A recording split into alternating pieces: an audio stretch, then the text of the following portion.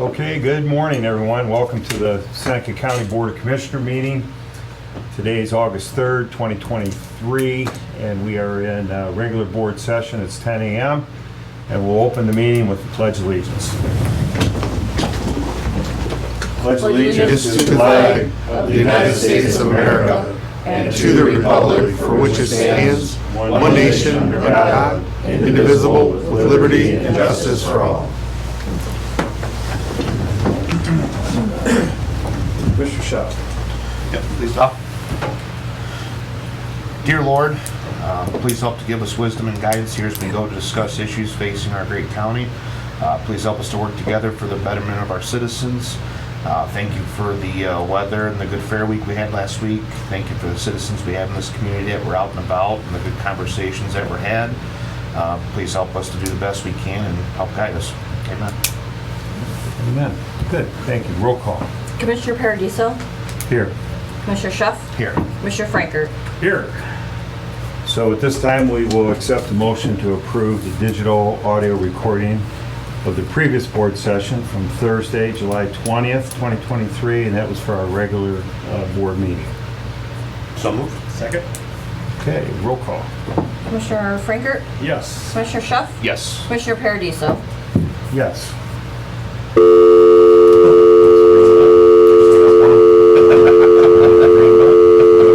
Yeah, so they can call. They're on hold.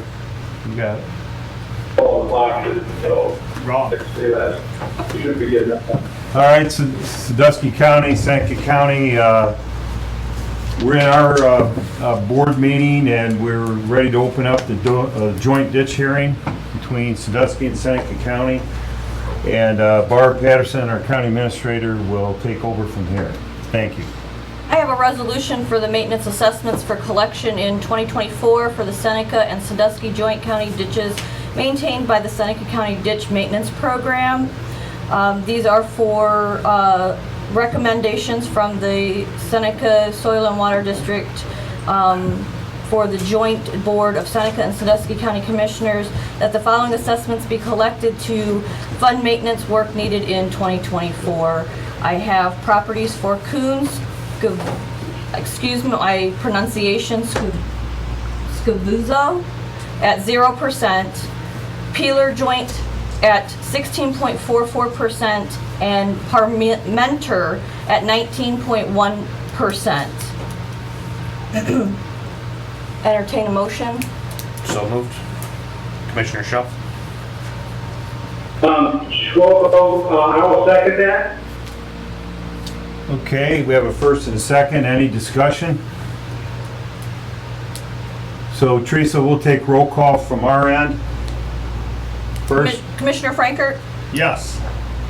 Commissioner Schuff, Yes. Commissioner Paradiso. yes. Seneca County, Sandusky County. Commissioner Zimmerman Yes. and Commissioner Schwoku. Yes. Okay, passes unanimous? Yep. Any other business? No, not with Sandusky County. Okay, have a good day over there, you guys. Thank you. Thank Take you. care, guys. We'll see you.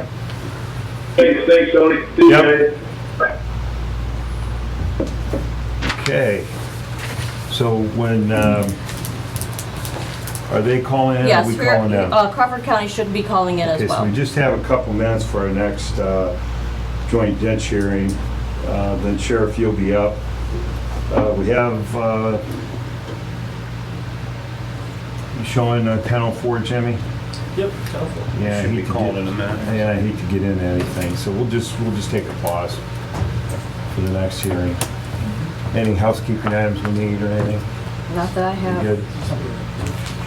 Okay. How's everyone in the crowd today? Yeah. A lot of smiling faces. Sheriff, you're on deck. Yes. All set to go. Is this your third report? Second. Your We second? didn't, I didn't do a 2021 because I wasn't here the year before. Did one for the first time last year and also went out to all the townships for the first time and gave them 15 township reports as well. So still doing that as well. Yeah, it's nice to have that template in place. Yep. Yeah.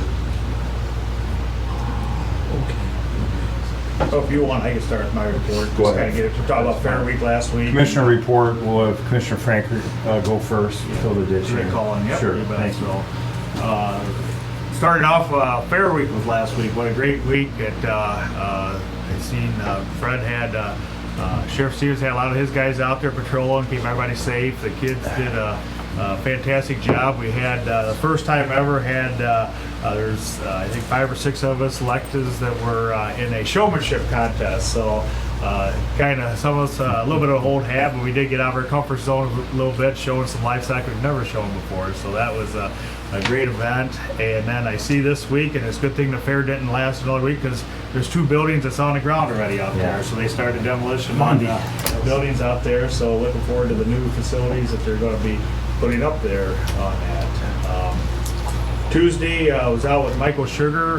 We did an interview with JD from Channel 13 News on the concern about the potential federal asset tax. It is on the federal budget and stuff with that. That could harm farms and businesses and stuff on that if that gets put in place through their budget. Luckily, they're recessed now, so hopefully we can help get the word out there and maybe get that taken out of the budget and stuff on that, because that could be very crucial for transition farms and stuff down the road on it. Went over to the courthouse with Judge Meyer, with him kind of explain how the CASA works, or CASA, how to say that. Very informational on the volunteers that help kind of, try to put families and keep everybody, on communication stuff with that. So that was a great Okay. event there. So You'll pick up after the ditch hearing. Hot button. Welcome Crawford County, Senate County Commissioners, all 3 of us are here. Can you hear us okay? Yes, can you hear us? Yes, thank you. So we will officially call the joint ditch hearing with Crawford and Seneca County Yeah, to hang order. on a minute. Yep. Hang on a minute, we gotta get, well, go ahead, we're gonna go online, we gotta start a recorder here. Okay. We'll pause.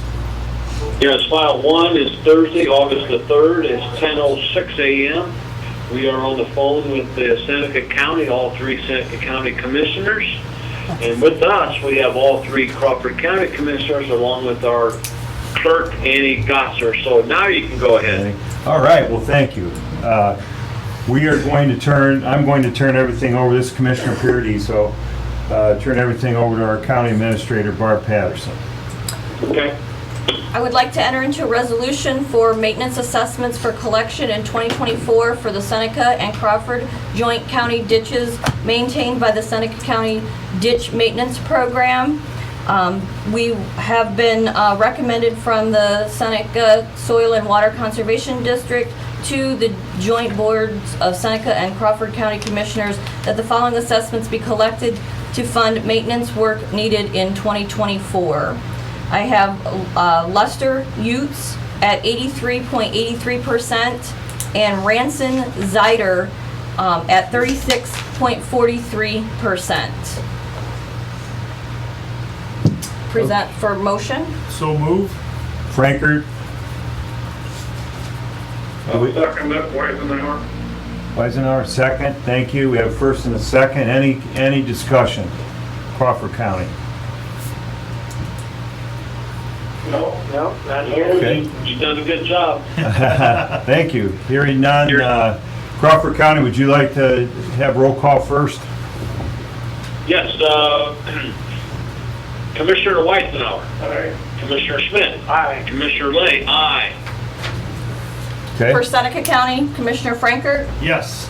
Commissioner Schuff, Yes. Commissioner Paradiso. Yes. So thank you very much, Crawford County. This concludes our meeting. Thank you. Yeah, thank you very much. Have Thank a you. nice day. Thank you. Nice job, Barb. Thank you. Back to Commissioner Frankert, real quick, finish your report. Yep. So yesterday, we was at the OSS, the Solid Waste District meeting. Went through and they had some grant applications, and I didn't grab the list in front of me, but there was some recipients in Seneca County that did get some park benches and some trash cans. I did soil and water.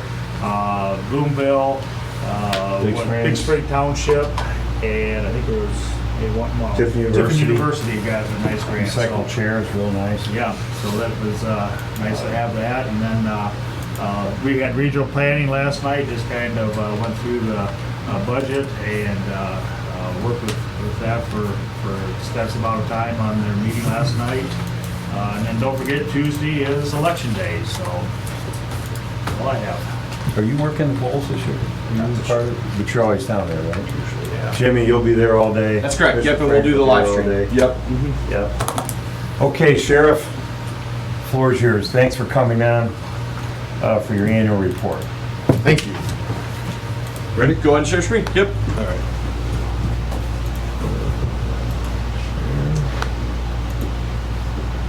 Give us the good news.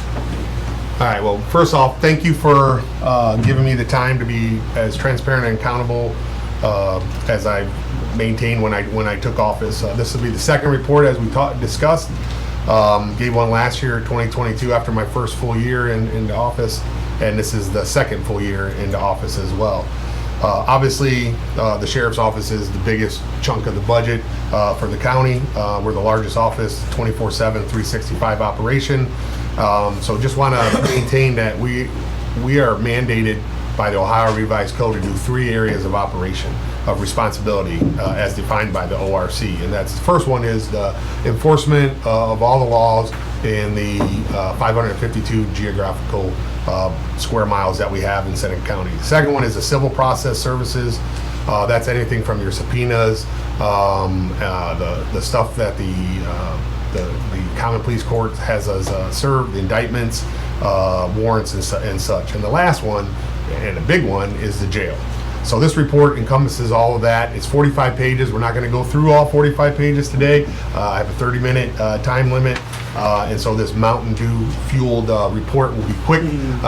There's copies. Your website? Yes, there's copies in front of you Everybody can and get one it. going around the audience, and also it's on the website along with last year's as well, so you can compare and contrast as well.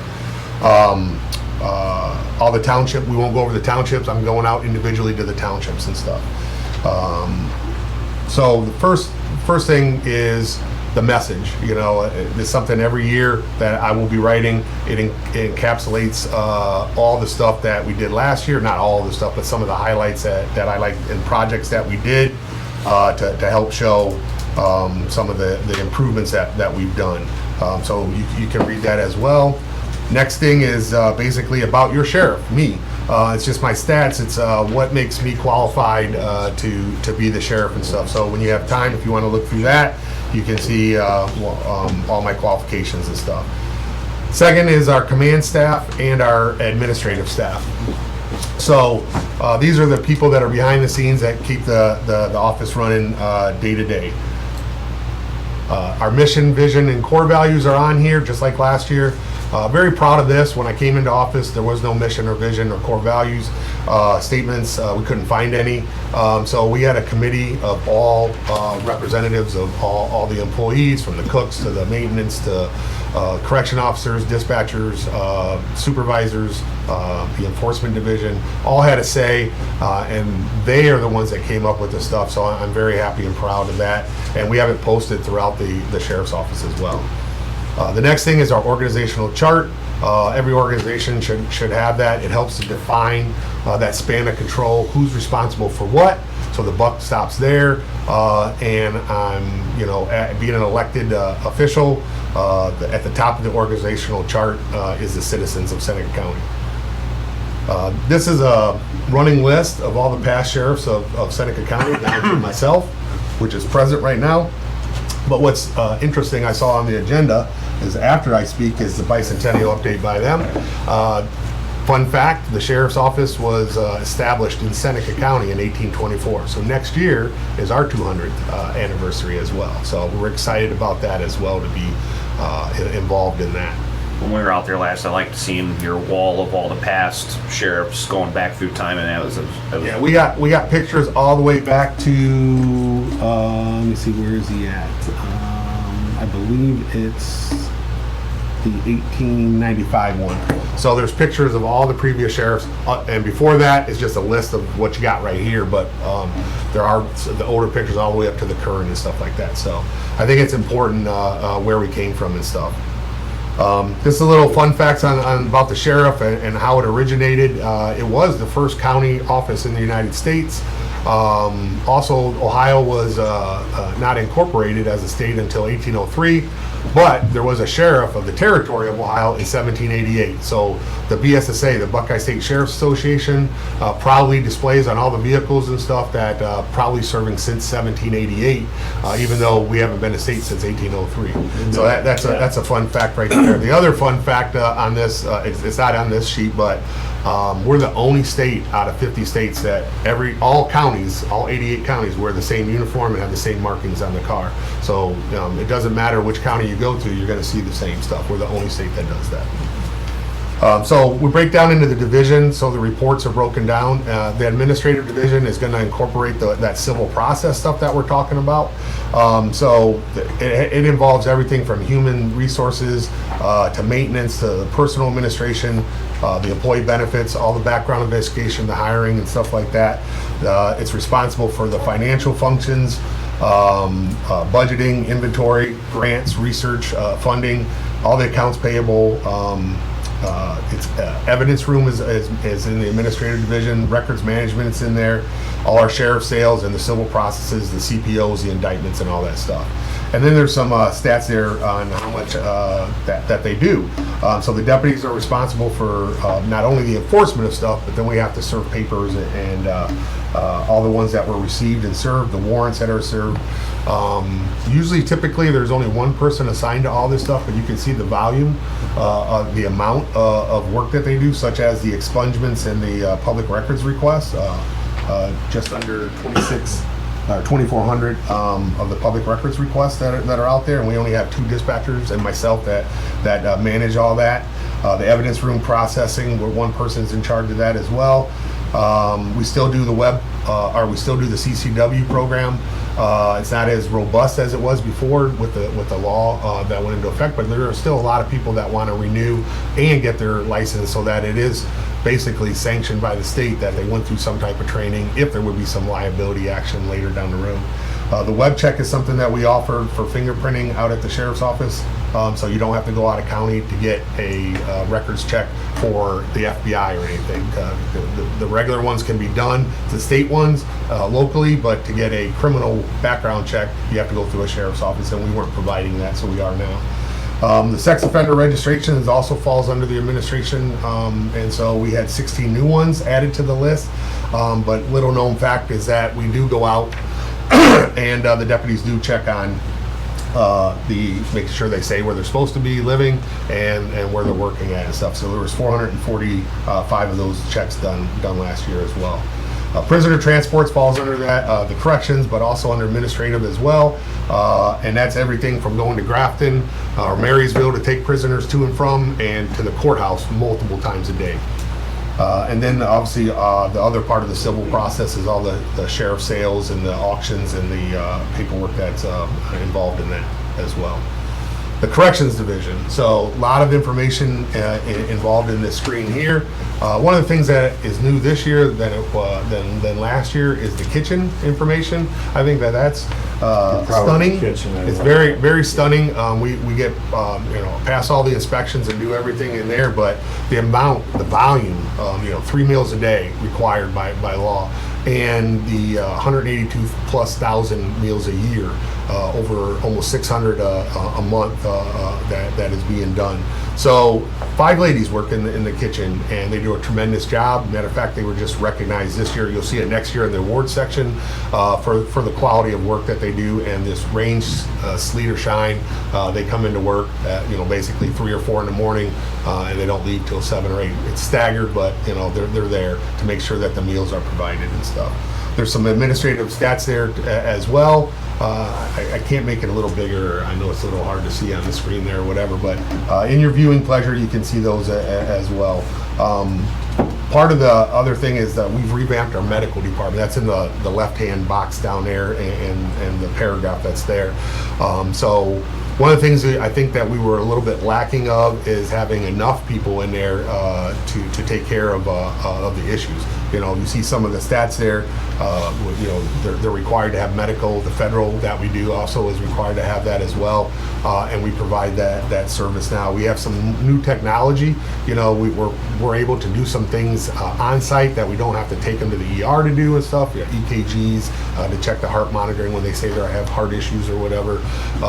We're able to do a lot more than we have in the past, and it's cutting down on the cost of those trips back and forth. It's not only the ambulance cost, but it's also the security issues of taking them outside of the facility and then monitoring them while they're at the ER or up in ICU or something like that. So, but if they have to go, then we have a doctor on staff that we can call. Comes in once a week, but we also have the RNs and the LPNs to bounce stuff off of as well. We just instituted a 12-hour shift, so we pretty much almost have round the clock at this time. So it's getting there. The next thing is the enforcement division. Lots has happened. That dispatch falls under that as well. We'll get a whole screen of them as and the next screen as well. But you can see the volume of calls that they have on the communications dispatch here.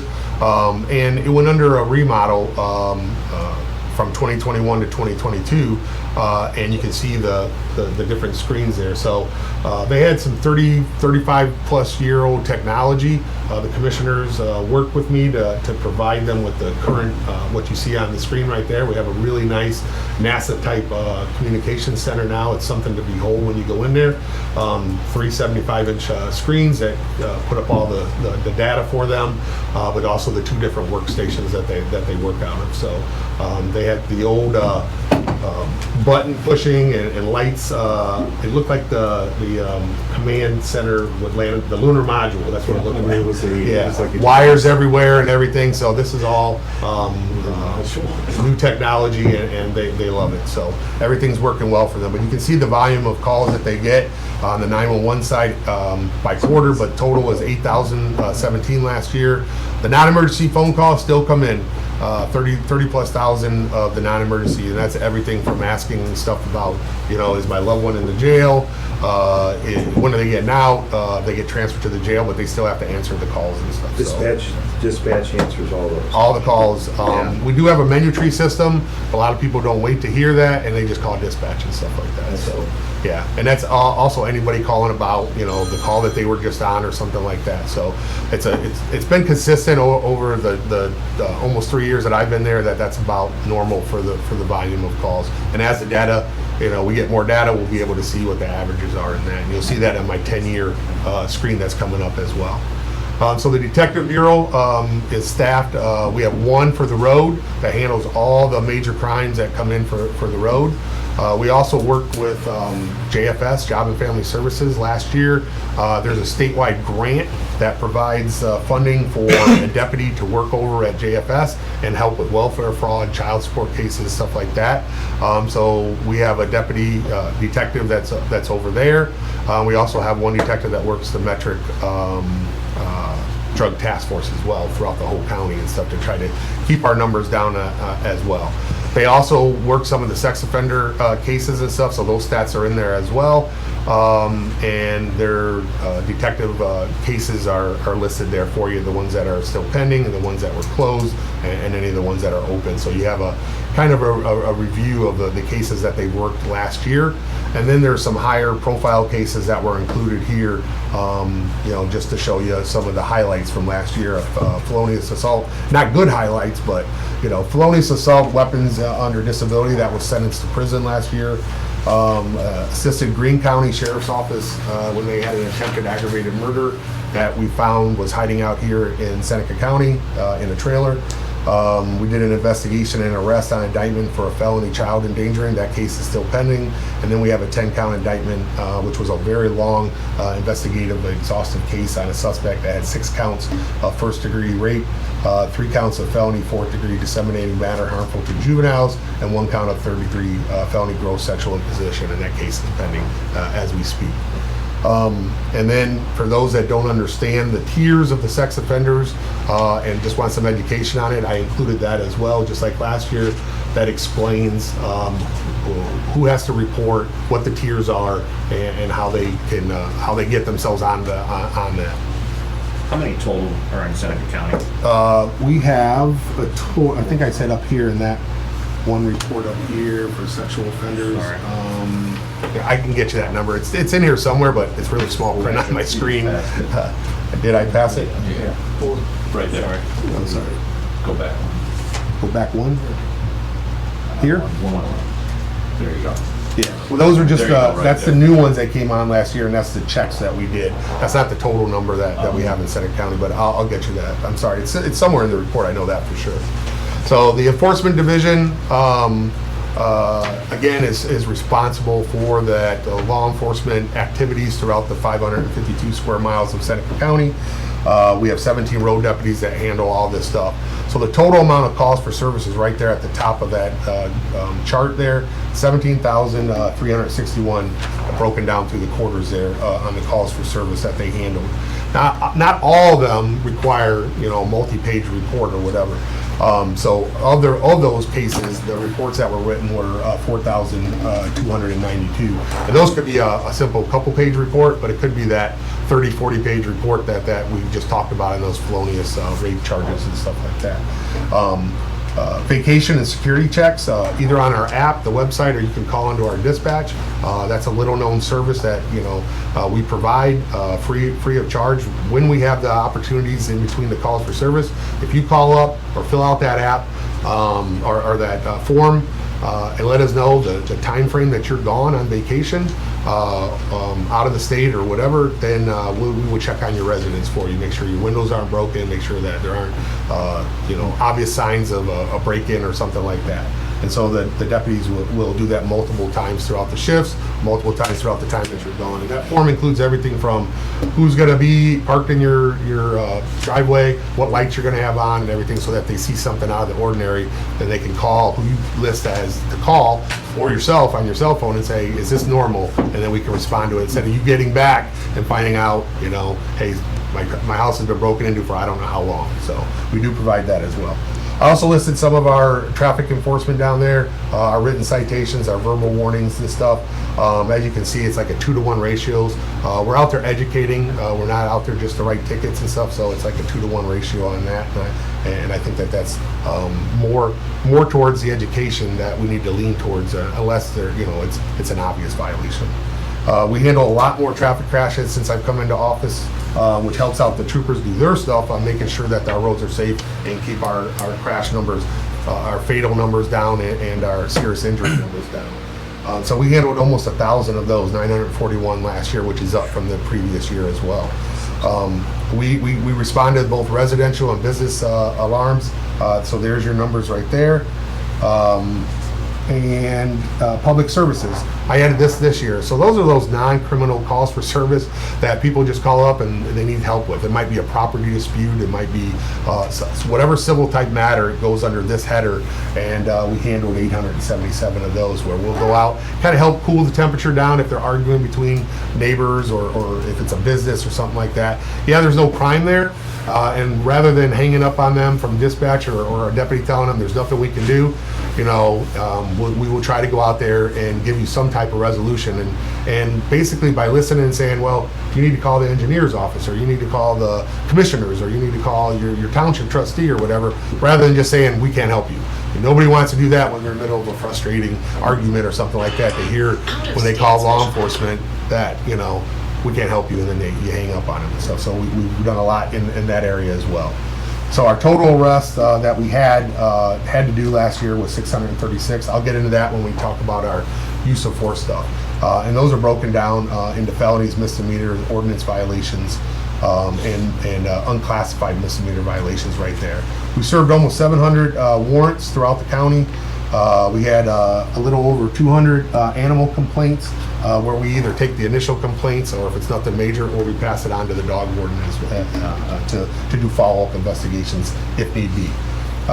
Juvenile offenses, we had a little over 200 of those as well. anything from juvenile delinquencies to unruliness, or but some of the juvenile incidents happen at the fair, as we all know, and we're trying to do a better job on that as well. One of the numbers that you report to the not only the state but the federal government and the old UCR stats, it's called NIBRS now, which is instead of the Uniform Crime Report. Early my first year, 2021, UCR went to the way of the roadside. That's a Uniform Crime Report, which was a voluntary submittal to the FBI, but it's now called the National Incident-Based Reporting System, NIBRS. And everybody's required to send them to the federal government, but also there's an OIBRS one which you're required to send to the state. If you fail to do that, you don't get grants, and that's why we didn't get any grants our first year. Once we figured out we weren't submitting that data, we got on that, and we have been submitting the data for over the last year and a half. Of course, then that opens the floodgates to the state and federal grants, which we have been getting, and I'll talk about that later as well when we're in the revenue section. And so, from one of the things we try to decrease is those theft offenses that we have throughout the county, and there was 374 of those as well. The burglary and B&Es, 44 of those over the course of the year. Disorderly conducts, 279, and suspicious activity person complaints that we go out on. And we encourage people to call us on those. You're not bothering us. I don't care what time of day, night or day it is. If you see something strange, you're the ones that know in your neighborhood or your section of the county what's normal and what's not normal. And don't hesitate to call us. Don't wait to call us, because that's usually your gut instinct is usually right. So I like to see that number increase next year. And all we do is we come out there, and if it's nothing, you're not chastised for it or anything. That's what we get paid to do. That's what the taxpayers are paying us to do. And normally, we can identify who that person is and see what they are, if they're up to no good or anything like that. 2 of them just walked in. All right, we'll pull a form on that. But that'll be on the 2023 report. So all those ones that we just talked about is in a chart right there, and you can see the volume as we go there. So I talked about those 600 arrests. And one of the things that we're required to do to report to not only the state but the federal government is a use of force statistics, and those hadn't been done before. So we only have 2 years worth of data here. And so you can see that last year we had that amount of arrests, but we had 12 reports. And so it's broken down into how many number of suspects were in those reports, how many suspects were injured, which I'm happy to say that none were injured, how many deputies were injured. We did have none injured this year as well. And then it's broken down by race and gender and age as well, adult male, adult females, and stuff like that. So you can see the time of the day of the week, the deputy force that was used, and the suspect force that we use. And a lot of times those numbers don't match. That's because that'll be multiple things. So just because a deputy may pull out a taser, he may not use it. Or if a suspect gives you verbal resistance, they also might give you physical resistance. So all those things get checked for the form as well. And then you can see the month of the year as well. But the biggest thing is when you break that down, when you do the response to aggression incident per arrest, you can see that out of all of that, we're only at 1.8% of the 600 and something arrests that we did that we had to actually do some type of response to their aggression and stuff. That's due to the training that they're getting, that's due to the supervision, and that's also due to I think the way that they interact with the public and try to use the CIT skills that we're getting all the deputies and the jailers as well. So you said 1.8? 1.8% of those 636 arrests required us to do some type of action, whether taking them to the ground, showing a taser, not just using the taser, but showing a taser, and that's all broken down in there as well. So here's some selective calls for service stats. Again, you can see our volume of calls throughout the month.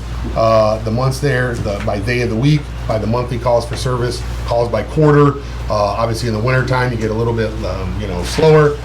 And then our history, our pie chart effort there of everything is included in one pie chart to see our breakdown of, there's all our calls in the blue section, the deputy initiated time, the reports that they do.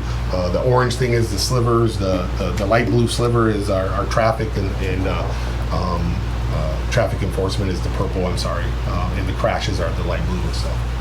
This is a 10-year average on our calls for service, our accidents, our citations, and our warnings over the year. So you can kind of get a 40,000 foot view of what we've been doing for the last 10 years and stuff. And obviously you can see the increase, and partly due to when I came into office is looking at how things were being reported and getting them to do more with what we have. And so they are getting pushed out into those upper, Jacksonville townships and Venice townships and stuff where they hadn't really been seen in the past. At least that's what I was being told by the township trustees and stuff. And so part of it is though, when I feel as the sheriff, if we send a deputy to Jackson Township, to Venice Township, to Bettsville, to Bloomville, to Flat Rock, to New Rigo, to serve a paper, to do whatever, that's a call for service. And they weren't reporting that in the past. We're using taxpayers' gas, we're using the vehicle maintenance and the deputy's pay and stuff like that. So if they go there 5 times, throughout a week to serve it, that should be 5 separate calls for service and stuff.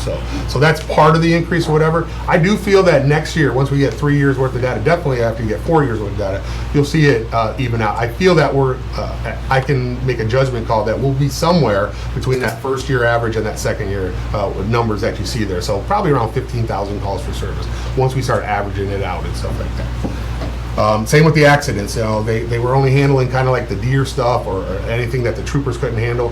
Now I feel one of the things when I ran was that they're not taking over an hour for a trooper to come sometimes from the Milan post. So let's let our deputies handle it, and they can get it back on the road, get that road opened up, get the tow truck there faster, and then everybody's safer that way as well, and the citizen can get on their way. So that's the increase of the accidents as well. Just real quick on that, Yes. Brad. So if they come in, does State Pro take over then if they show up, or you guys, if you're first on scene, you control the?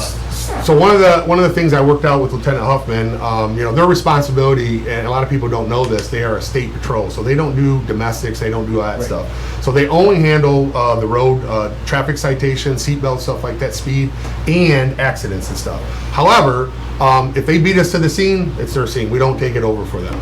If we beat them to the scene, but it's a serious accident, injuries, or it's a fatality, that's their bread and butter. They have all the training. They got the $1 million equipment to do the scene reconstruction. They can spend the days and hours and weeks in court and the hours that's going to take at the scene and stuff. We just only sometimes have 2 deputies out there. We will help them at the scene, do traffic, help them call the tow truck, do whatever we need to do as long as we don't get called away on emergency. But we're going to hand that over to them on the major serious injuries and of course the fatalities and stuff like that. But it's been a very good symbiotic relationship with them. We work really well with them. They're happy because now they get to go and do some of their stuff to help their numbers on the safety, keeping the biggest thing is that keep the fatality numbers down in Seneca County. We were, for a while there, for quite a couple years in a row, one of the highest counties in the top 10 for fatalities, because it seemed in Seneca County, whenever we would have a fatality, it'd be a carload of people or a van load of people, and when you have 3 or 4 at fatalities in one shot, that adds your numbers up really quick. So now we get in the township where we can skip through all of them, but I just want to show you quickly 15 townships. And out of that 17,367 calls for services, we did 7,671 of those throughout those townships. So almost half of what we did at the sheriff's office was providing that enforcement coverage calls for services to those townships. So you can see the breakdown there, and each township gets this when I go and talk to them. They get this charts showing them all their calls for services. So it's not just you had 300 calls for services in your township. It's broken down to what those calls for services are. 911 hangups, domestics, unattended deaths, overdoses, whatever, and then they can ask me questions and stuff. But it gives them their numbers, what month they came in, and it gives them their numbers. They were happy last year, and they were happy again this year that they're getting some bang for their buck. What are we paying tax for? What are you doing in our township? We never seen you in our township. So I always give them the copies after I give them and said, share them with your residents. Let them know that, at a minimum, we were here this many times in your township to handle a call. Now, that doesn't mean we weren't driving through or sitting there running radar. We don't pull a form for that unless we do have a stop. But at least you know that we were there X amount of times in your township. So these are all the townships as the lag goes in and we go through It's these. nice having all those details. They are very appreciative of it. Uh-oh, we froze up here. Hopefully not. Oh, there we go. It's catching up, Jimmy. Yeah, it's just a little slow. Yeah. So, almost to the end of the townships here. And I'm almost at the end of my report. So the last couple of things are the awards. Every year, since I started there, we do Deputy of the Year, we do a Corrections Officer of the Year, a Civilian of the Year, and a Dispatcher of the Year. And the one thing that I do differently, I think, than other award that offices do or whatever, is this award right here is selected by their peers. So I hand out at the middle of January for the previous year, every employee out there gets a sheet in their mailbox, and they can write down for each of those positions who they feel epitomizes that. Now, there's some requirements in there that, here's what we're looking for, here's what they should be doing. They should be a steward of our mission statement, our values, and our core values and our vision statement, and they have to give me some bullet points. They can't just say Tony Paradiso, They have to give me bullet points so I can put those in the award certificate. And I think it means a lot because it comes more from your peers, than just the sheriff picking you or whatever. And it gets away from you're the sheriff's buddy or you're the sheriff's pal or whatever like that. So it's totally voted on by them, and these are the 4 candidates that got it last year. So Deputy Luke Cantu got Deputy of the Year. CO Allison Tice got Correction Officer of the Year. Maintenance Supervisor Stephen Cook got Civilian of the Year. And Dispatcher Jane Howdeshell got Dispatcher of the Year. We also have what's called if you've been there 5 years, 10 years, 15 years, 20 years, stars, like I have the stars on my uniform here. That's how they count them in the sheriff's world. In the police world, we have dashes on our uniform.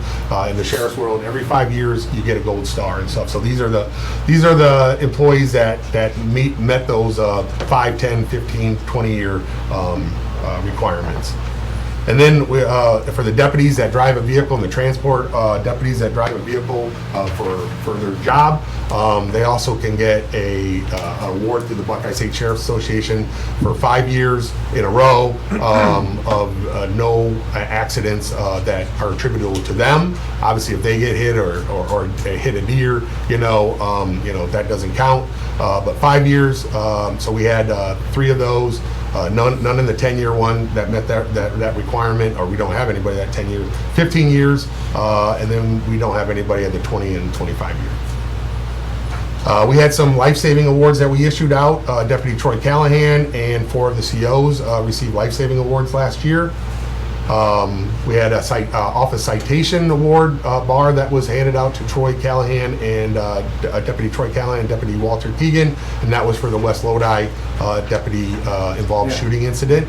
And then we have 10 employees that have either served in the military or are currently serving, and they get the Military Service Award to wear on their uniform every year. And now we're into the last couple slides. Do I have time Yes. to go in there? Okay. So one of the things that we've tried really hard at the Sheriff's Office, because like I said in the beginning, I know that we're the biggest drain on the taxpayer's budget here in Seneca County, is what can we do as an agency and look at, and I know the commissioners have said this repeatedly in all our meetings with elected officials and department heads, is what can we look at at in getting further renegotiating contracts, getting grants, reimbursements, either through Corsa, which is our insurance coverage, medical grant and reimbursements and stuff. So we've worked really hard over the last few years, and especially last year, of trying to renegotiate contracts, get grants, which we're now eligible for, or were last year. And through that, we were able to, you look at the pie chart, you can see the breakdown at the bottom there, whether it's through medical reimbursements, the CCW, the commissary funds, CPT funds, the ICE federal facility, which we really haven't even talked about at this thing. But those numbers are up for ICE due to our passing our inspections all the time now. That we're a clean facility. We're one of the only facilities left in Ohio, by the way, as well. When I took office, there was 6. Now we're only 2. We're down to 2. And as of last night at midnight, the numbers that I got, we have 62 of the federal inmates in there. And renegotiating that contract last year by raising that from $58 per day per detainee to $90 with the which was a 3-month process, has increased our revenue from the federal government as well to that big blue kind of Pac-Man looking thing to the 1.3 million that you got right there. Overall, you can read the chart. We brought in back to the general fund for the revenue, $1.8 million to help offset some of the requests and our budget that we're doing. The reserves, got to give them a shout out. Once again, the fair, you saw them every day there. They volunteer their time. I do hold their commission that keeps their police certification, which that's a requirement on the police certifications that you have to be a reserve or an auxiliary part-time or full-time. So they work for no money.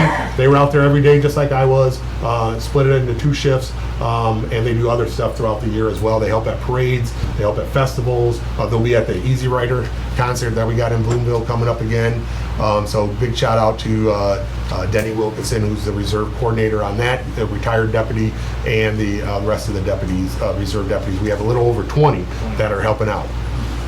We had 2 significant retirements last year. Well, only 2 retirements, but significant in the fact that they each had over 25 years of service, a lot of experience walking out the door. They also were sergeants as well. So again, supervisory experience walking out the door as well. We also have 2 upcoming potential retirements this year as well. Another sergeant with over 30 years, almost 30 years, and then a longtime deputy as well. So more experience leaving out the road as well. So be patient with our deputies out there. They're learning their position as well. The old saying goes that you're a rookie till you get about 5 years on and stuff like that. So. And lastly is some highlights, and you can read through those. I know I'm short on time, but I'm very proud of where we've come over the last couple of years, and there's some pictures there of some of the events that we've done, the grants that we received, the passing all the inspections. The first year, last year, a lot of people don't know this, we do about 5 federal inspections a year. It's every couple months, and that's a week long. 8 inspectors come in and they look over everything. State inspection twice a year. We're state certified, state compliant for 2 years in a row now, and when 13 inspections as of this month, 5 the first year, 5 federal the second year, and 3 this year so far. So we're doing well out there. I attribute that to the commissioners dumping money in and letting us repair a lot of the problems out at the jail, fixes that got us to where we're at. And the last thing is the free mobile sheriff app. Especially winter time coming up. I know I hate to talk about that in August, but that gives you your level alerts from the sheriff. I try not to overuse that. If you are getting weather alerts on that, it's probably the NWS setting that's under settings, the National Weather Service. I've turned mine off during the summertime because I care less if there's fog or anything like that. I don't want to be woke up at 3 in the morning and tell me there's fog. But turn it back on in the winter because it's good to get it from the national weather too. But that's a good free service. You can also do that home check on there. You can look up the sex offender list on there. We also worked really hard this year on the website and on the app that you can get jail information without having to call. You can see if you're a victim of a crime or you're just nosy, who's in the jail, what they're in there for, when their court date is, when they're supposed to be released, all that stuff is on there. Do you know how many And people booking are for- utilizing the app? Have you got I haven't got the numbers back yet, but I do know that our most used last year, and I'm sure it's this year too, is the most looked at screen is the sex offender screen. So who's near you is what that is. So thank you for your time. I hope I didn't go over. So. No, you're good, Fred. Yeah. Any questions or concerns? very good report, fantastic. Yeah, it's online. Please read it. If you do have questions or concern, you know, I try to be as transparent as possible. Go to the meetings. But if you have a question or concern, email me. My email address is on the front page. Our website is on the front page, and the app information is on the front page as well. Or you can use your phone and zoom in on that QR code there. How many beds do we have out there? So we can house up to a little over 200, but then we're at full capacity. We've kept it a little bit low. Number one, we have just under 100 local, and then we have 60 now of the federal. Part of that was on purpose the last 2 years so that we can move people around with classifications. You can't put felonies with misdemeanors and violence and stuff like that, so that we could clean pod by pod. So over the winter time, our work crew is working in the pods. They clear everybody out into other pods, and then we do all the maintenance that we need to do in their paint. We fix any of the mechanical stuff, the showers, the bathroom, and then we move on to the next one. It takes about 2 to 3 months for each pod. And so we've kept it low, and now we're down to 1 pod left out of the 7 pods for this winter, because we can't use the work crew from April to October, where they're out there in the public helping the townships and the villages do their work, the cleanups that Commissioner Shelf got us involved in as well the first year. They've cleaned it, which increases our cleaning, our supply lines, because we're cleaning multiple times a day now. But it also decreases our bug sprays, problems and stuff like that. But we're at 156 as of last night at midnight and stuff, and that fluctuates a lot. A lot are released, a lot are taken in. We'll get 10 at a time from ICE. Takes about an hour to book each one, and then we'll release 5 the next day. So those numbers fluctuate. The local numbers kind of stay around about 100, but we also have room so that we're not full to the gills, that we can take from which one of our requirements is we're not supposed to be turning people away.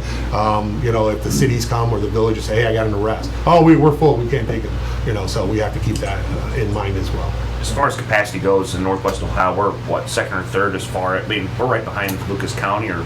The bigger cities are always going to beat us, whatever. Northwest Ohio, though. But we do, because we have a bigger facility, because the commissioners added on in the early 2000s under Sheriff Steyer to get that federal program in here. So they built the whole H-pod, and we're utilizing the gym, as a pod as well. So. Actually, I just seen that Lucas County just approved a $187 million jail Yes. for 400 beds. Yes.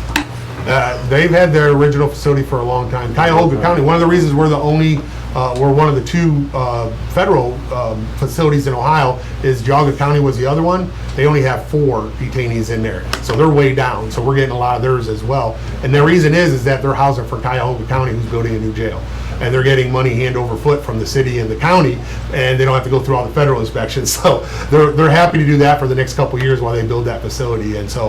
And we're also in the geographical sweet spot for the federal government, and that is because Seneca County is an hour and 15 minutes from Detroit Airport, hour from Toledo, hour and 15 from Cleveland, and an hour and a half from Columbus. And those are all the airports that the federal government uses, the ICE and the Border Patrol to fly in the inmates, detainees, bring them to us, and if we have to help them out, we do the transports to there as well. So, Corrections in the corn. yes. And next year, one of the agreements I had to do when I negotiated that last year is I couldn't ask for another, there was 3 requirements, but the one that interests everybody here is that I cannot ask for another increase in the rate of money that we charge for 2 years. So next year will be the year that I can ask. And because of inflation, because of cost of supplies, because of cost of the food, and also we're in a contract year, so our correction officers' pay will go up. I'll be knocking on their door to negotiate another increase of that $90 a day as well. So I just want to make a follow-up comment. Great report. I appreciate we've had some public discussion with where, we've arm wrestled a little bit over funds and that kind of thing. But I think we have a really good rapport with the Sheriff's Office. Barb, you would agree? Yes. We've sat down one-on-one. We've had more than several discussions. I think a lot of it was just communication, lines, trying to understand how you operate, try to understand how we interpret the budget and get comfortable with everything. But I feel real good on the commissioner's side that we're on the same page. We're always gonna, have to negotiate in the end, but I would say we have a great relationship. I would echo that, and I would agree with you, and I think part of it, I will take responsibility. I just kind of put my head down and did what needed to be done that first year or two, and I think that by me going out this year to the townships and to here and basically call it the bang for the buck tour, this is what you're getting for what the taxpayers are giving the largest, money to the sheriff's office. And we gotta, toot our own horn a little bit and show the numbers and the stats and what we're doing. Take responsibility for what we do wrong, don't get me wrong, but also let you know what we're doing right. And let you see through stats and through graphs and charts over a long period what's increased, what we're doing to provide that transparency and that accountability. Yeah, sure. Any other comments? Go I ahead. just wanted to say, like, when Commissioner Paradiso and myself and you, we all started our term right around within the same week. Just when you invited us out the first month to tour the place, show us the issues, here's what we're working against, what we're working with, and then what you've been able to do in your first two and a half years and see where it's at now. I mean, you've really raised the bar. It's to a whole different level, and I just look forward to seeing what you continue to do. The credit is the employees, that you can give them direction all day long, but you got to give them the tools and the equipment and the technology, and you guys are doing that. And I think, right or wrong, it's fallen on my administration to correct some of the long-term issues that, we had a brand new building 25, 27 years ago, so things weren't breaking down, and everybody knows in their home maintenance that out of sight, out of mind, I don't, as long as my roof shingles aren't falling in my yard, I don't have to worry about my roof. But once they start doing that, when we took over, the boilers are going down, the air handlers are going down, there's electrical issues, there's comm room issues. It all seemed to piled up at once, when I came there, and I'm one of those people that want everything fixed right away, but I've learned that this is a marathon, and I've scaled it back, and that's a lot of education from you guys talking to me and back and forth, and we'll get through the problems, and I do feel that we have a good working relationship. Thanks for all you do. Thank you. Good, thank you. If you'd like to take off, sounds good. I can You stick okay? around. You good? Okay. Thank you. Lights, you want to put the lights back on? We're gonna have a You guys need to use the computer, Marissa, or computer. Yes, there is a. should I leave? Okay, thank you. So we're gonna jump into a bicentennial update, so it's a little bit of a backdrop for the citizens and public. Next year, as the sheriff alluded to, is the 200th anniversary of the St. County Sheriff's Office and the county itself, and that date is April 1st. So we've started with the series of meetings. We've been meeting at the museum, and Bryce, I'm gonna kind of weave in a conversation here, and we wanted to plan something big for our bicentennial. So we've had some meetings. The St. County Visitors Bureau, Bryce and Marissa have stepped up.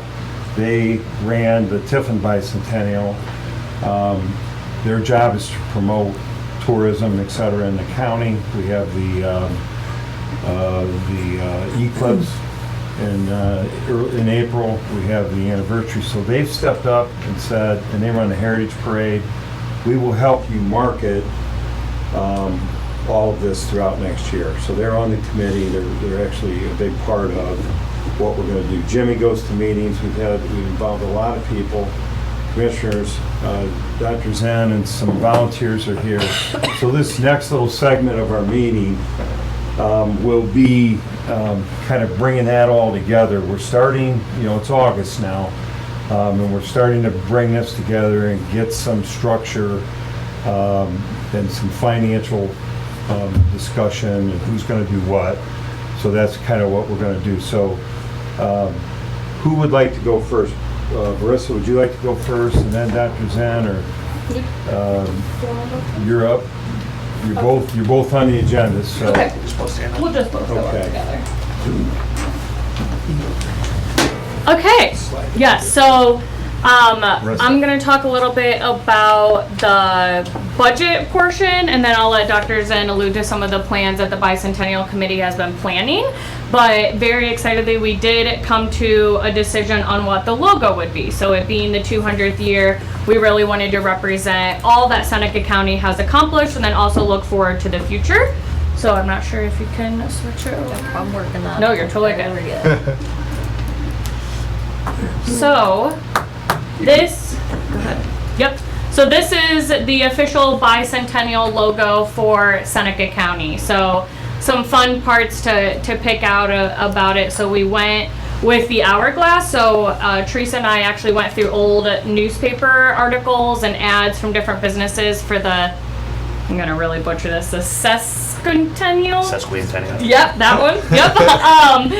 And they had a lot of hourglasses. That's what they used to represent that milestone in history. So we wanted to stick with that, and it went along with standing the test of time. Obviously, communities grow and they change and they adapt, and I think Seneca County is a perfect example of that. But everyone here is still thriving, and then also there's just a deep love and passion that people have for this community specifically. So, and then the rays behind the hourglass that kind of set the tone are actually from the seal from the state of Ohio, and then the colors are the museum colors, and then bringing in the red, kind of showing that patriotic theme as well. So that's a little bit of the creative backstanding of the logo, but we're excited to have this be available as we move forward in planning, and then also into the year of 2024, which is the 200th year, and be able to use this not only for events and programs that we're looking forward to doing that Dr. Zinn will talk about, but also allow for other communities to be able to take advantage of it too, and saying this is an event we're having, but it's also part of the bicentennial celebration and part of the community celebration as well. So, Awesome. So like I mentioned, I will do the budget part of the bicentennial, which I know is everyone's favorite part when they get asked for money. So I will, Teresa, who is the director of the Seneca County Museum, wishes she could be here, but I am here to help out the committee. So she passes along her support and then also her gratitude. So for the budget, we are asking for $15,050 from the commissioners, and then Destination Seneca County will serve as the fiscal officers of that. So how it would work is that when something is spent on behalf of the bicentennial or for the bicentennial, it would then get ran through us. That way your office doesn't have to deal with any of it, and we will take care of that and try to make sure it's being spent responsibly.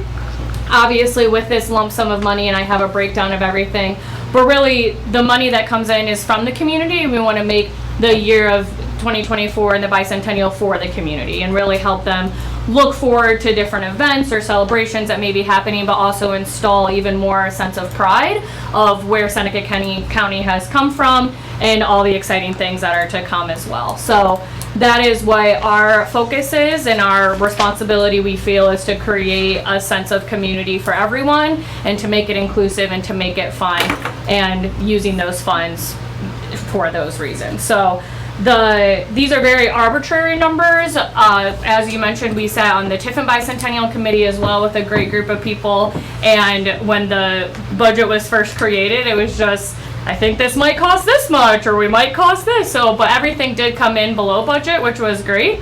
And so these are, like I said, these numbers may change, but this is what we're going for. And we're also trying to be very fiscally responsible on what the actual committee would be spending. So for the parade, for the Heritage Festival Parade, it will be bicentennial themed for Seneca County. We have a Grand Marshal decided, things like that, to really honor that. So we have $200. We threw around the idea of a big downtown banner, since the hooks were installed, that you could hang things over to let people know as they drive through the community that this is our 200th year. So we have $1,000 allotted for that. Printing and supplies, we have $2,000 allotted. Like I said, very arbitrary number. General marketing, so anything from boosted ads to paid things and print materials, whatever it may be, we have $1,000.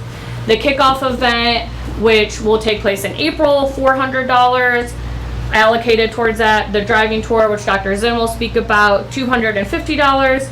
The Tourist in Your Own Town event, which is an annual event that in 2024 will be its third year, which will also be bicentennial, have a little bit of flair to that, $200. And then the rest of the money, which is around $10,000, is the part that we're really excited about, because we want this to be by the community and for the community, like I mentioned. So we're actually proposing that we turn that into almost an application fund. So townships, communities, organizations, businesses, if they're hosting some sort of event or doing some sort of program or project, that would be bicentennial themed or benefit the marketing of the bicentennial and celebration, they can actually apply for funding, and then that money would then be allocated towards them for their marketing efforts.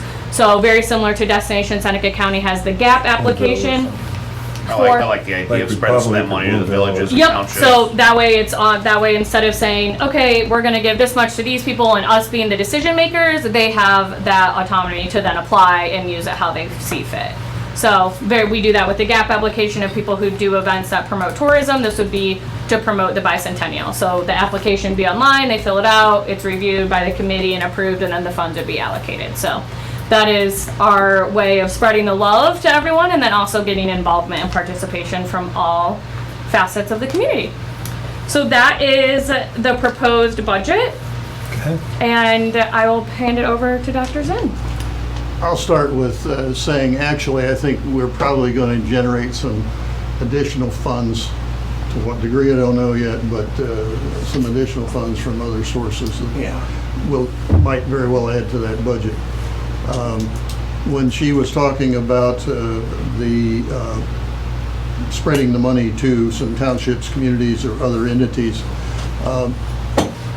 our idea is if someone has a summer festival, let's say Republic has a summer festival, fine, let's help you now incorporate for this coming year a bicentennial theme or a bicentennial part of whatever sort of get-together you have, or maybe it's more than one in your community during the year.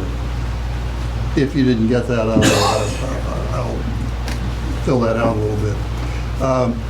The bicentennial officially kicks off April 1st, but we really want to cover the entire year. So we're not saying that all the communities should have an event on April 1st. No, if you're having a Memorial Day parade in your community, then fine, put the bicentennial theme in with that Memorial Day parade. So this is a year-long event, depending on what you and your community want to do. We will have, we anticipate you county commissioners having an official event at the courthouse April 1st with proclamations and other political, realistic endeavors. April 8th, probably you all know, we have an eclipse, a full eclipse over the southeastern part of Seneca County, and John anticipates 2 to 3 times our county population. I'm sure the sheriff's well aware of that as well, in our county for 1 to 3 days, let's say. So that we want to address as well with some bicentennial theme and make folks from out of the county more aware. Heritage Festival, she touched on the parade. Really, we anticipate that the bicentennial theme be a part of all the Heritage Festival this year, subject to how the Heritage Festival Committee wants to handle it, obviously. Then, what's something that Bruce and Rodney and I and some of the other committee members are especially enthusiastic about is we are establishing a Historic Secrets of Seneca County driving tour. And basically we're going to have, it's in flux at this point, but at least one site in every township that will be recognized as a historic site, and maybe we'll have 20 or maybe we'll have 30 on that. We're probably also going to have an ancillary source of additional materials. We have a tremendous amount of historically significant events that have occurred in this county, but many of them, there is no physical entity or asset at this point in time of that event. The Children's Home, Flat Rock Children's Home, Methodist-sponsored Children's Home, a tremendous historic event at that time. There's just not anything physically there. So our sites will be where there are physical assets. And we're going to use a QR code that you can check the information. The idea is anytime during the bicentennial year, you as a family or you as an individual can take a driving tour of the county and check into these sites, see them, and get information about them via the QR code. I think that's really neat. Not everything will be 200 years old, obviously, on these things, because there's a whole lot of things that were here historically significant 200 years ago that aren't here now. And Facebook page and web page, Marissa Bryce will be in charge of that. That'll also be a part of what we're doing. If I may take the liberty of a little historical significance, we mentioned April 1st, 1824 is the day the county was started. Well, there was a pre-start that was in 1820 when Sandusky County was established as a county, February 12th, in which Seneca, this area, was Seneca Township of Sandusky County for that 4 years, with the intent of it being a county, however, and this was apparently fairly commonplace in the effort. So now we step back behind that. So why 1820 for this area? Well, that was the year that this area was surveyed and officially established by we Europeans as the what was going to happen with this area. By the Treaty of 1817, September 29th, at the foot of the Rapids of Maumee,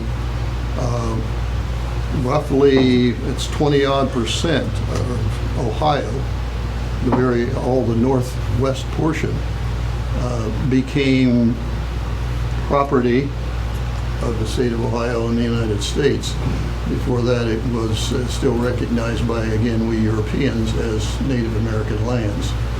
And so there's a lot of history here before 200 years ago, again, that isn't visible. I would cite, for instance, the Van Meter Reservation, Van Meter/Mohawk Reservation, and the Seneca Reservation as two very significant historical things on the land of this county, but there's no physical presence at this point. Questions? Great job. Can we get the lights? Yeah. We'll talk about, we're going to continue some discussion. Yeah, absolutely. And as Dr. Zinn mentioned, the Facebook is now live, so it's Seneca County 200. If you'd like to follow that and keep up with events and interesting facts that may be posted, not by me, but someone much more historically accurate that can share them. And the webpage is also up, so it's destinationsenecacounty.org/Seneca County 200. So we are super excited, and thank you for your time.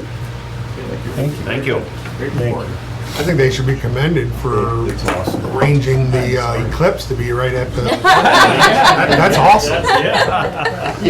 So just, is Adam Gilmore still here? No, he had to left, go. okay. Yeah. So just a few things, and then we want to kind of wrap up discussing money.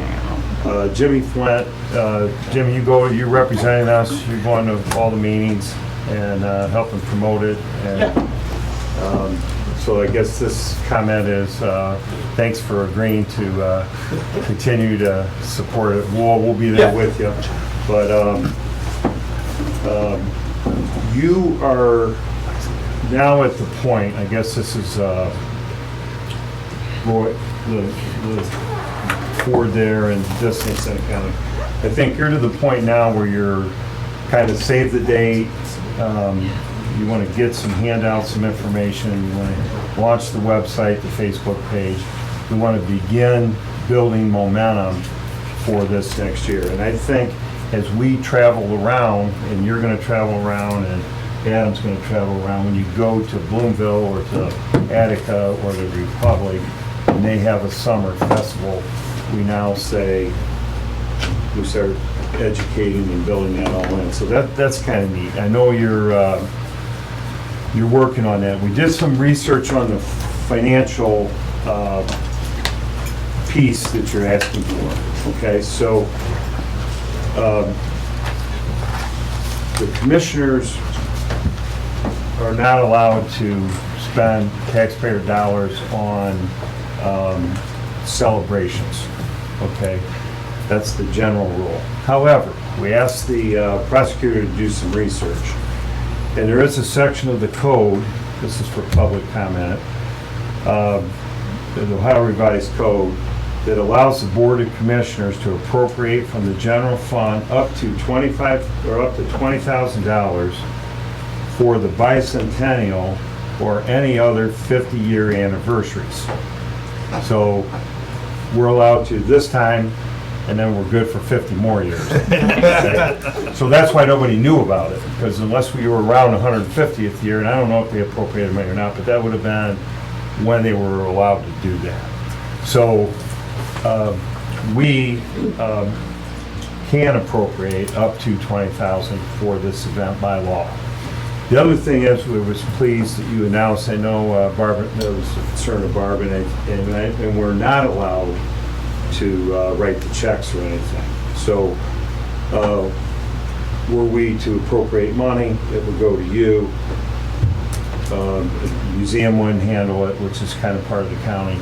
You would handle it, and that makes this all legal and makes total sense. So with that, I'm going to go out on a limb and start a discussion real quick. I would be comfortable at this point with appropriating 10,000. You asked for 15. You can come back, but I think it's fair and needed that you need to have a commitment from the commissioners, have some money to start working with. I know we're going to pursue grants. There's all kinds of effort, but you need some seed money, and it's our county, so I don't know.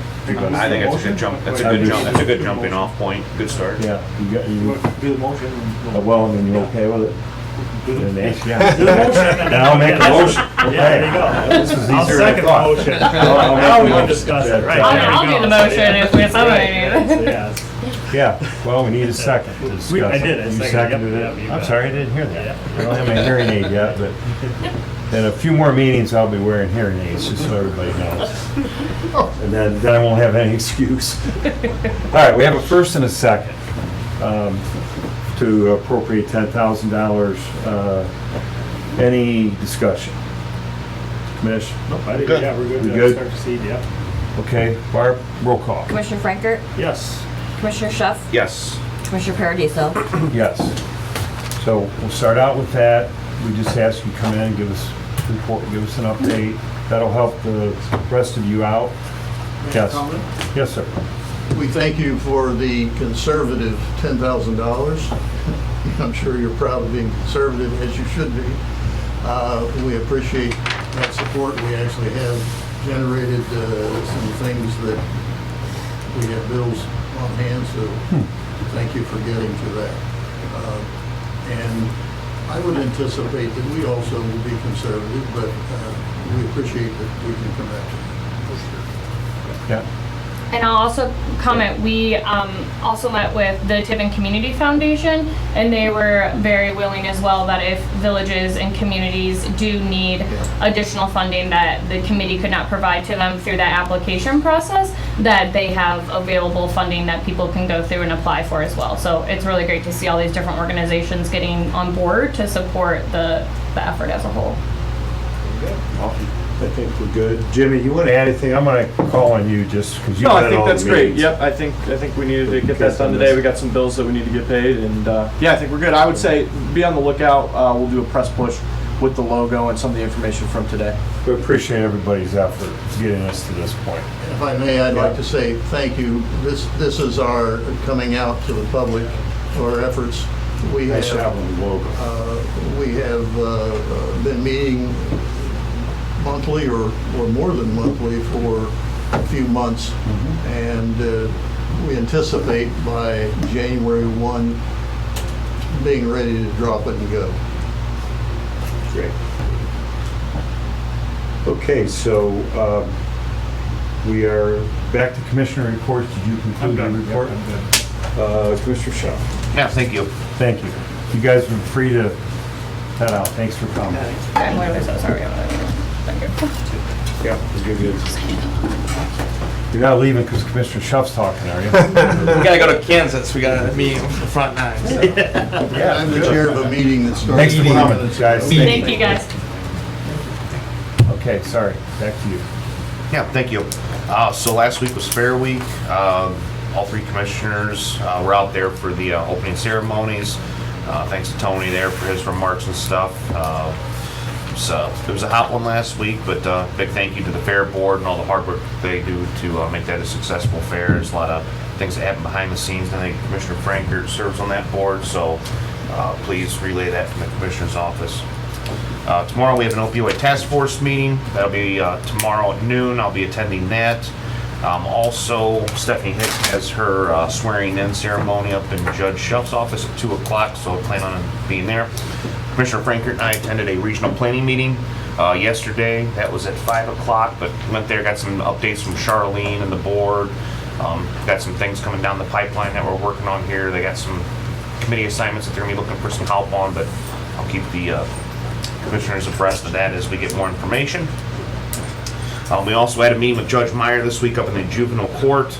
Got to hear some updates, got to meet some of our CASA volunteers, got to hear some of their stories, some of the problems that they're working with, and just, it's like everybody, it's a tight budget, it's hard work, it's not easy, it's hard finding workers and volunteers and people to work those positions, but the work that they do is much needed, and just, we got to hear a lot of their concerns, so as we collectively meet here, talk, we're paying attention to it and trying to come up with some solutions to some of their issues. So appreciate Judge Meyer for arranging that. Also tomorrow is the Launch Fostoria Business Competition. This is the third year that they've done this. Like I said, it started in Tiffin years and years back. We took it over to Fostoria, the concept and idea. Renee and Sarah ran with it. So looking forward to going over there to that to see a new business pop up. Their first year winner, which was Jenna Stearns for Beyond Laser Creations, is still in business, doing great. The second winner from last year's competition, Calico Candies, just refinished their entire renovation, turned out great. They just opened, I believe, here in the last couple weeks, so looking forward to seeing the results from the competition tomorrow. Just appreciate everything that the folks over there are doing. Also this week we went over some RFQs here. We're researching some different companies here to maybe evaluate our buildings, to look at some energy cost savings here. So we took some looks at those pamphlets and those binders this week. There's definitely savings to be had out there. It's a long-term solution, but some of these issues need addressed, and we're trying to take a really good hard look at utility savings, energy savings, and ultimately a savings to the taxpayer here in the long run. So continue to go through those. And then it's really all I have here. Election, make sure you get out and vote here on August 8th. Yeah, it's been a busy week or two. Good. I will, I don't have any comments for the essence of time. I'll turn it over to the administrative report. I have very few. I just want to bring to your attention, we were asked to display Fostoria Mental Health Awareness Day is Saturday, August the 12th. They are doing it at the downtown Fostoria Market Square Park. It kicks off at noon, just a festival for resources and music and for mental health awareness. Good. I then also received, letters were sent out to property owners for the Crum Waterway and Tile Ditch Improvement that we spoke about the last couple of meetings on. I'm not sure it looks like that they are having a meeting on Thursday, August the 10th at 7 p.m. In the main conference room on the second floor of the Ag building to discuss. Okay, Commissioner Frank will cover that. Okay. Good, thank you. Good. I believe that's all I have. Okay, we're running a little late on our 11:30 hearing, so hang in there. We'll go as fast as we can. I do have one thing I'd like to bring up in old business. Does anyone else anyone want to bring anything up in old business? I have one thing, if I may, and then Sheriff, I'm glad you're here. This has to do with the the Joint Regional Mental Health Grant application. The commissioners committed $50,000 of Seneca County money along with Sandusky and Ottawa. We applied for a grant, we were approved. The total grant will be $500,000, so the grant money is $350,000. We were emailed a request a few weeks ago that, it's, please send in your $50,000. We pulled it because I wasn't comfortable with it.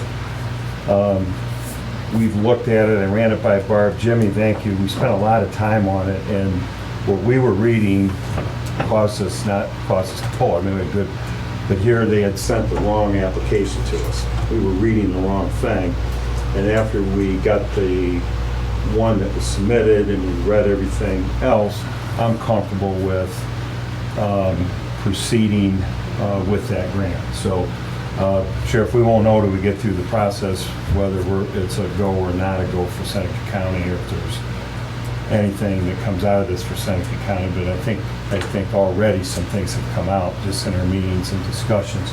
Some good and bad things, but we're learning a lot about jail mental health and then non-jail mental health, because you get a lot of those as well. And so looking forward to the study. I will pause, so I would like to add that. Do we need to add that back to the agenda, or will this serve as we've already approved everything? You want to add it to next week's agenda? I'll have to put it in. Let's put it on next week's agenda. I figured that. Is there any further discussion from the two commissioners on this after what I said? I haven't seen the revised, so I'll look at it for next week. Yeah, give you a chance. We have it all, yeah. We just got it probably yesterday or whatever, so yeah, so. We did, yeah, we looked it over. We actually called, Jimmy, Barb and I called the administrator in Ottawa County, and she was really nice. Rhonda's been there 39 years, administrator, so, yeah, and it was, light came on, so, yeah, they give you a chance to look at it. That's all I have for old business. Back to you on new business sub-apps. Yep. I only have two for supplemental appropriations. The county capital projects fund for our office in the amount of $8,162.15. This is for new building signs and a sign on the side of in the flower bed on the Jefferson Street side of the building. The other supplemental I have is for delinquent care and custody, their grant fund for $9,000 in other expenses. This is the start of their new fiscal year for the Reclaim grant. So this is payment for restitution through the work program. Motion to approve the supplemental appropriations as presented. I'll second.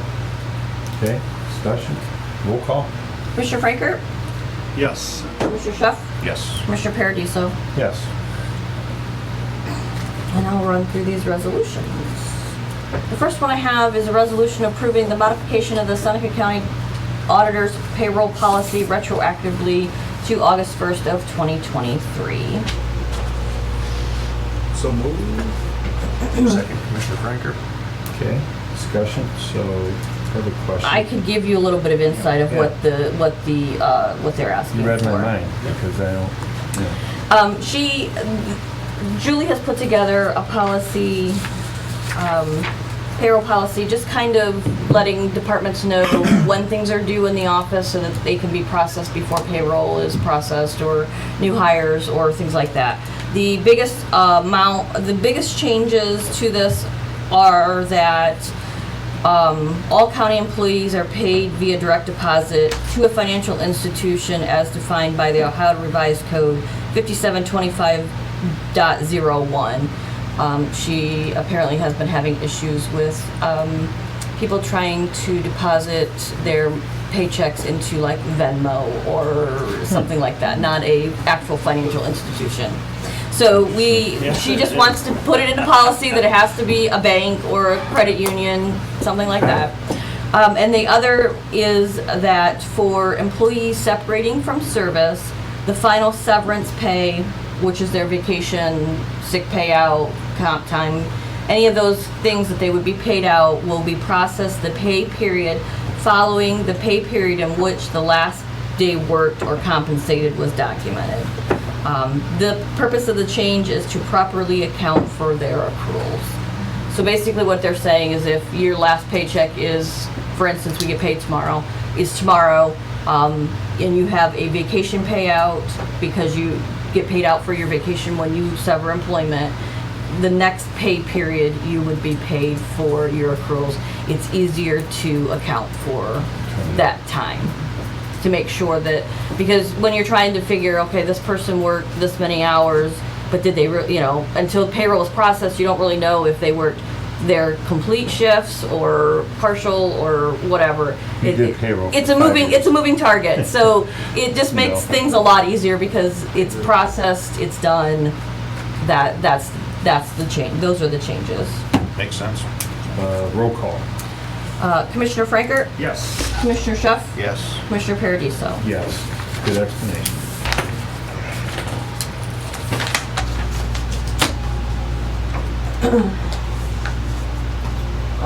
Next resolution is authorizing the establishment of an account maintenance fee for all sewer district customers due to the annual Tyler Tech subscription fee retroactive to January 1 of 2023.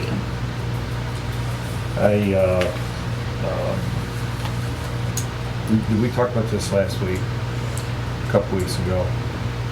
I don't know. I think I have questions. So we just got it, right? I think this is something that's new that Charlene has presented for your approval. So I thought we were asked to approve a fee increase, is that what it was or something? Didn't we ask something like that? I'm not sure, but I know I've had a discussion with Yeah, Mark. She's on the call if you want me to bring her through. Yeah, I think, I just want to pull it, and I have more questions, I don't want to get into it now. So, yeah. You want to table till next Yeah. meeting then? Thanks, Jimmy, but Yeah. we're going to pull it. Motion to table. Yeah. I'll second motion. We need a roll call to table Yes. it, yeah, go ahead. Commissioner Franker, Yes. Commissioner Schuff, Yes. Commissioner Paradiso. Yes.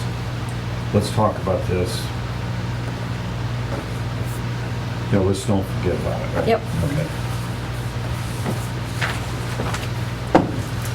A resolution amending the designation of the Emergency Planning Committee for Seneca County, Ohio. This is effective beginning August 8th and ending August 9th of 2025. So moved. Second?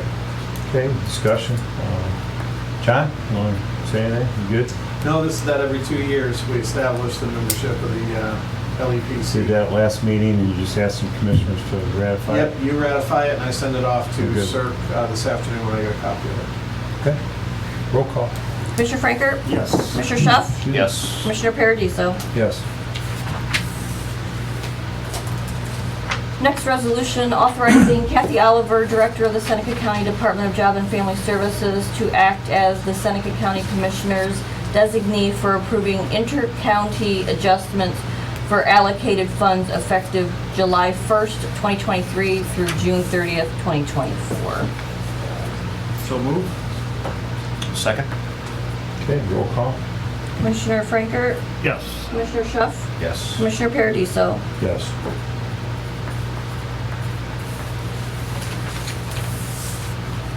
Resolution amending Resolution 2022-63, appointing Seneca County Health Commissioner to establish the Hybrid Drug Overdose and Suicide Facility Review Committee. So move. Second. Any discussion there? Okay, roll call. Commissioner Franker, Yes. Commissioner Schuff, Yes. Commissioner Paradiso. Yes.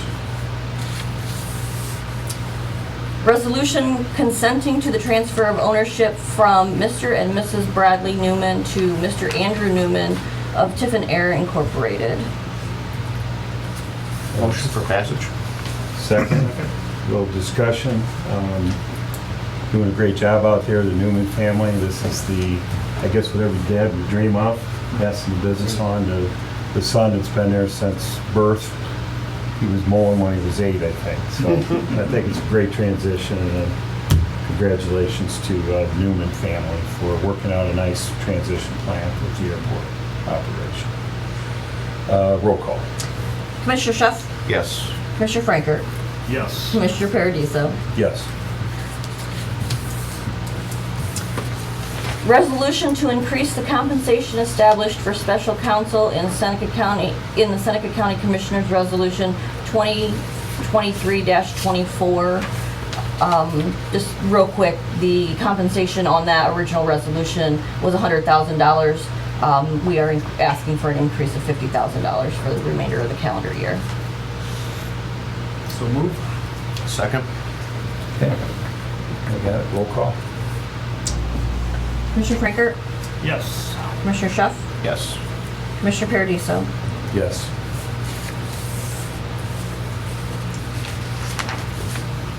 Resolution rescinding Journal 70, page 43, moving the Seneca County Grants Department under the authorization of the Seneca County Regional Planning Commission and authorizing the Executive Director of Regional Planning to sign all financial, contractual, and personnel documents. So move. Okay, Second. Kyle Schuff seconds, so let's have a discussion. Discussion. Anybody want to go first? So currently, I think regional planning has all of our grants that they've been administering for the Correct. county, correct? Yeah. And so I, through many conversations and stuff on that, and I think that working with Renee at FEDC, the Economic Development from Fostoria, they've really been doing fantastic. They're going to dedicate some more personnel to grants, and they are willing to, enhance our grants through writing more of competitive grant writing. There's a lot of money available and stuff with that, and also work with, more townships and villages and stuff on that to help with enhancing the grants for our county. Okay. Any comment from you? So I did a little digging on this, and commissioners had a resolution passed July 6, 2000, so 23 years ago. And at that point, we designated regional planning as our grants department. And we've used them, but we've used others. So, my position is I really don't want an exclusive, so I think what we would be doing is kind of terminating the old resolution, which kind of reads that it's exclusive. We would, in our new contract with FEDC, put language in there that they would do grant writing, right? Yep. And then I talked to Derek before the meeting, and I'd like to make sure this gets put in there, so we're in discussion mode, right? I'd like to add a sentence that the contract does not prohibit Seneca County from engaging other grant writers for additional projects or situations as it determines best. In other words, we want to, from my perspective, I don't want to be exclusive, but I like the concept of what FEDC is doing, them increasing their role with the county. So I hope I explained that right. That allows us, we could use regional planning, or we could use GLCAP or whoever. GLCAP, yeah. But I think it's good. I think it kind of resets us for 2023. We've been operating under kind of some loose guidelines, and we've done a lot of work on this. So I'd like to add that if you guys are okay with it. Yeah. So the question is, pass the resolution to, so I'd like to, we have a first and a second. I'd like to make sure that the resolution or the contract with FEDC includes this language. This language be So added. that'd be the next one. We gotta resend this first and then Okay. proceed with that then. So yes. Yeah, well, it kind of ties together. But that was my head, Sure. I guess we could resend it no matter what. Yeah, and then add this and. Fair enough. We have a first and a second. Let's take a roll call on it. Commissioner Good Franker, point. Yes. Commissioner Schuff, Yes. Commissioner Paradiso, Yes.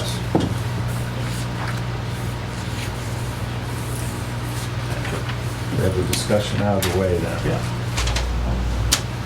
The next resolution that I have is authorizing the contract with Fostoria Economic Development Corporation effective January 1, 2024 through December 31st of 2026.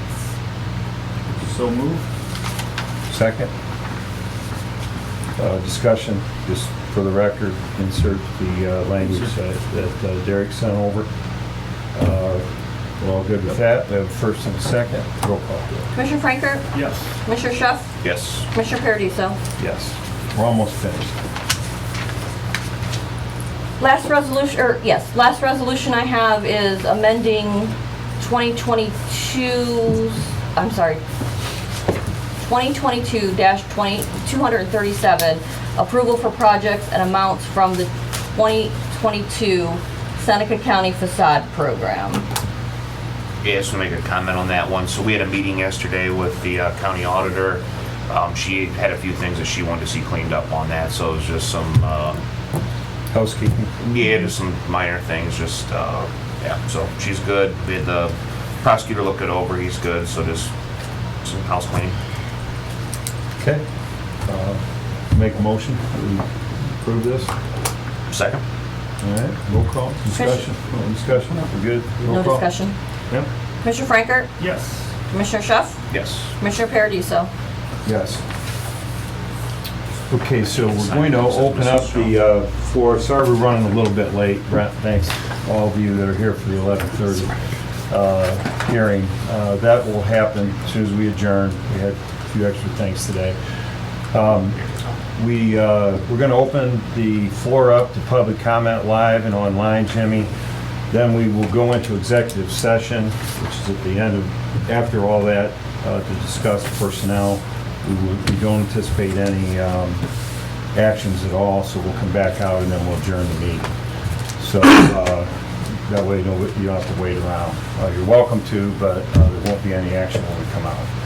So with that, anyone in the audience here would like to speak? You're welcome. Sheriff. One fall, circle back to Commissioner Schuff's question, 141 sex offenders on our county list. So that 440 number, 141. So that 444 number where we did checks, that's because we did multiple checks. We don't just check one time that they live in where they say they, we go back multiple times. Just wanted to clear that up, got it answered while we were Good. waiting. Well, thank you. Yeah. Anybody else? Yes, sir. Yeah, I'd just like to introduce ourselves. Come on in. Stand up. I'm Jason Bogle. This is my director, Matt Butler. Matt Butler. We actually represent Northwest AFSCME. So everybody who is under AFSCME contract, we're the reps. He's the director. So All we right. try to make Thanks it, for coming down, man. Yeah, we try to make it to some of the commissioner meetings. Unfortunately, over the last couple of years, we were understaffed, so it made it kind of hard. But now we're trying to get around and do that. Obviously, we represent Sandusky, JFS, so thank you for approving that, because I got a call on that. So that was good. And we just got done with the engineer's contract, which was fantastic We as signed well. that last week. right? Yep, we did that, so I'll actually be going over there to sign that. So Okay. that'll be taken care of.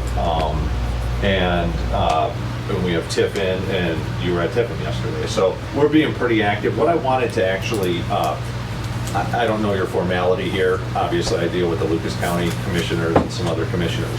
But, or if it's appropriate to mention it, I just want to leave you with this. And what this is just a really basic comparison between your secondary insurance plans, not your major, but your eye and your dental. We have what's called an AFSCME care that is run through Ohio, Columbus, and we can have somebody talk to you about it during the bidding process. I would just like to share with you, obviously, the engineer follows what the county does. And 2 years ago, when I did the JFS contract, we had this available. We didn't have the individuals that were working on it in Columbus to do the comparisons, okay? Okay. So what you're gonna see here, I think, will be pretty impressive. And if you're interested in it, just, or more of it, we can get Would that be somebody- available to all the county employees? Yes. Yes. Not just, Yes. Not just has to be covered, yes, it covers every employee. for the county. Management and union. okay. And That's I'm going to what leave you with I'd my like to card. If you have any questions, you can contact us, or I can leave it with I'll the have you administrator. leave that with Barb. We have an insurance committee. We haven't settled on the renewal, and we will make sure that that gets looked at, okay? Yeah, and just Appreciate it. to give you kind of an example, our highest dental, okay, is $4,000 per individual. Okay, the best dental basically you can get, and it's half the cost to your family. Okay. Well, And it's better coverage, so. We will if I may. absolutely look at that. Yeah, please do that. Your card up there with Barb. Thanks. We're looking, mid-September, something like that for a recommendation, so we'll be getting back with everybody. Matt, thanks for coming. Thank you, guys. Please. Yeah, and that's why we contact me showed any up. questions you Yeah, have. and Jason and Just to try Nice to to get meet it you. a Yeah. little bit sooner, than later, opposed to, hey, the bid's. all the done. contracts are 3 years, right? JFS, and are they 2 years? No, they're all three. They're three. That's They're what I all thought. three, They're all three. yeah, yep. Sheriff, you're 3 too. Yeah, and it's for everybody in the county, like I said. Thank you, everybody. Thank you. Thank you. for coming. Yep, thank you. Okay, we will, you and I can talk about that. Anybody else like to speak? Lee? Lee Wilkinson. I know you mentioned that Tuesday is Election Day, but early in-person voting is still going on right now at the Board of Elections building. So that's happening up until Sunday, August 6th. Okay, good. Anybody else like to speak? Jimmy? Charlene wanted to speak. She's online. Go ahead, All Charlene. right, Charlene, you're up. Good morning, this is Charlene. I'm sorry I couldn't make it in person, just have a issue here that I have to take care of. But I want to express my concern in the fact that we were unaware that you had any issues with us being the grant administrator. This was not brought to our attention. We did not receive any communication from you. This was not on the agenda, so we could meet with you and talk to you about it. So I would like some conversation with at least one of you regarding this situation and what's going on. And I would like our board president to be involved in that conversation. Good. Thank you. Yeah, we'll set something up, Charlene. We'll get back to you. Okay, thanks. I think you should use your pen. Yeah. You good? Yeah. Go ahead, follow up with it. And thank you. Anybody else? Yep, I opened up the line, so if you want to unmute yourself and speak during public comment, you can do that now. Okay, so it's 11:47. I have 11:46, 47, so it's 11:47. I'll make a motion, we go into executive session to discuss personnel and compensation. I'll second. Either way. Go ahead. Okay, roll call. Taking a bath. Commissioner Prankert, Yes. Commissioner Schuff, Yes. Commissioner Paradiso. Yes, so we will leave this room, go in the back, executive session, we'll come back out during the meeting, then we'll jump right into our hearing that was scheduled at 11:30. Apologize for the delay. We'll be right back.